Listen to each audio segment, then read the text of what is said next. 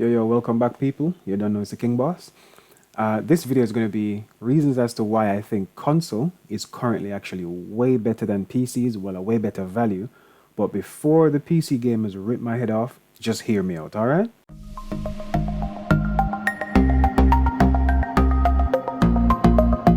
Alright, first of all, let me start off by saying I love PCs, I love PC gaming, I love everything about computers. However, I do believe that consoles at the current moment and potentially a bit into the future is going to offer a lot more or a lot better price to performance than a PC would. Now, back in the days, I would say actually PC is the only way to go. Having a console doesn't even make sense for me. But over the years, especially this new generation, the current gen now, which is PS5 and the Xbox Series X, I think that's out the window. Let me explain. So, if I were to build a PC right now, I would probably go for something like a 3060 Ti or a 3070 because they're so similarly priced. I would probably go for some AMD chip that's either 6 core or 8 core with twice the amount of threads. I'd probably go for minimum 16 gigabytes of RAM, a 512 gigabyte SSD or 1 terabyte, so on and so forth, right? But let me just say, I have right now a PS5 and an Xbox Series X. And if I were to buy a brand new 3070 right now, I would be spending the same amount of money I spent on the Series X and the PS5. Now, this has always been the case. It's always been the case where PC components are a lot more expensive than their console counterparts. However, consoles have somewhat caught up. Now, don't get me wrong, 4K 60 on a console is very different from 4K 60 on a PC. 4K 60 on a PC looks way better, runs way smoother, not in terms of the frame rate, obviously, but there's more detail on screen. If you have a GPU that can run 4K 60 as standard, you're getting a better experience overall compared to the same resolution and frame rate on a console. But where it comes in, as I said before, it's the price, right? The fact that you're actually getting 4K 60 on a console, and in the future, with future updates from Microsoft and Sony, you're going to be getting 8K, potentially 30 frames per second.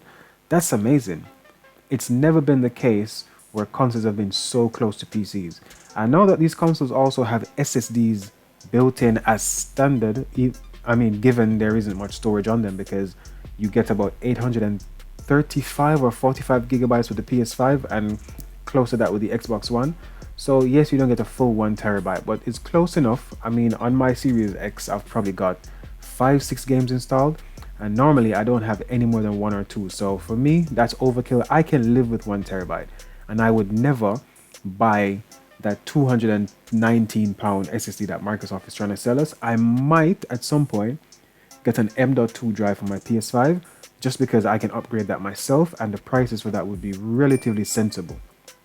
Now, another reason why I think consoles are greater than PCs or better than PCs right now, yes, PCs have more games, because if you go on a Steam store or some random website, you can download hundreds of games that are not on console and will probably never be on console.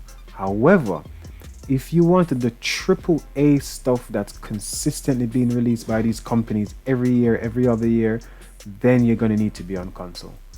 Yes, PC will get most of this stuff, but not everything. Consoles are also now using PC hardware. I mean, both these systems have an x86, well, 64-bit version of the AMD processors, the AMD GPU. So they have an AMD APU there.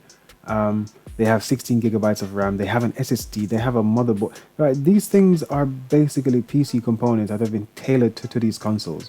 So having the same, let's not say the same, having similar spec on a PC, similar spec on a console, a PC, Microsoft has made Windows 10 a big mess.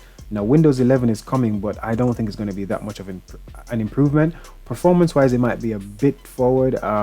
Visual effects and so on, it might be a bit of a jump, but not so much that going from Windows 10 to Windows 11 will maybe yield you 30% performance, right? Whereas on a console, the operating systems and UIs that they have, it's so simplified, it's so well programmed that it uses a minimal amount of resources to actually have the UI and the rest of the operating system running, which means that most of that power can be thrusted or pushed towards the gaming performance that people want. I mean, 4K 60, 1080p 120, that's amazing. I mean, 4K 120 as well. There is going to be an option for 4K 120 in the future. So I just think both these companies have done really well. And as a PC gamer, as an original PC gamer, the first game I ever played was on my PC. I actually on consoles, just to let you guys know how unbiased I am. On consoles, I still use a mouse and keyboard. For example, games like Gears of War 5 or Gears, whatever they call the most recent one, I played that with mouse and keyboard. Games like Metro, I think it was called Exodus, I played that with mouse and keyboard. And games like GTA 5, which don't even support mouse and keyboard, I went out and I bought what's known as a Zim Apex, and I had a Zim 4 before. And that's basically a mouse and keyboard translator, which allows me to plug my mouse and keyboard into my console and play with mouse and keyboard, simply because I'm such a PC gamer at heart. I've sat down for years and years and I've tried to use a controller. I'm mainly a first person or a third person shooter gamer. I've sat down and I've tried to use a controller. I've tried to learn how to use just my thumb to aim, and it just doesn't work for me.